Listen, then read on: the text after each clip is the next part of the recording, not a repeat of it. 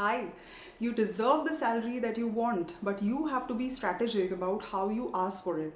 Today, we are going to be talking about all the salary negotiations in today's video. I'm Ketki, your career coach, and I'm going to share some tips that are going to help you to get the hike that you deserve. So, if you are going for a job interview, or if you're going for a new job, or if you are wanting to have, that conversation with your current boss on a decent hike, let me tell you that it is just a mind game. You get what you think you deserve. You don't get what you deserve, but you get what you think you deserve.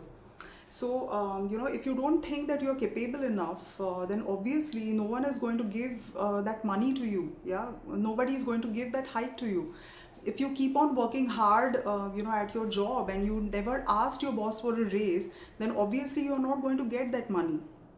On the other hand, if you have not put in that efforts, then obviously that's not justified. So there has to be a balance between working hard and asking for what you want. Now the second step is you have to do a lot of research, understand what is your market value based on the skills, the knowledge and the qualifications that you have. So you have to use your network, you have to talk to your friends on what salaries are they getting, or you can use the tools like there is Glassdoor, there is PayScale, there is LinkedIn, that will help you to understand what are the industry standards.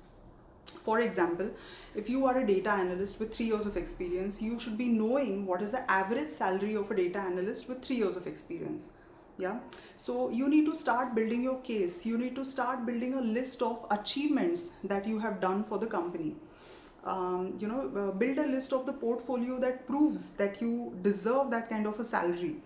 So it could be something like you have generated a revenue for the company, or it could be like you have met challenging deadlines, or the company could not have managed without you.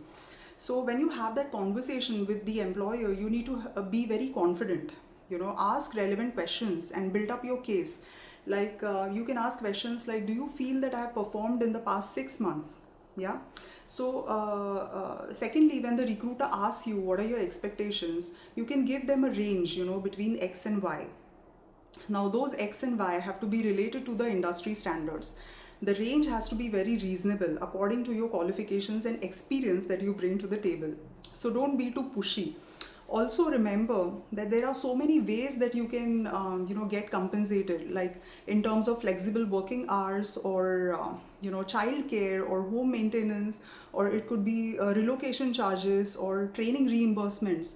So there is so much more that you can ask for, if not direct salary. So please be aware that there are other components as well that you can be negotiating on, and the perks which are associated with the compensation package. And my last tip is, once you actually have this conversation with your boss or with your employer, get everything in writing. Don't go by the verbal promises, and also don't be too aggressive. So if you are somebody who's happy with what you're getting in terms of work, or the role, or the current job, or the work culture, or the team that you are associating with, or the projects that you're working on, then you have to have a middle ground, with your employer. Do not be too pushy, and you have to work out something which works for you as well as for your employer.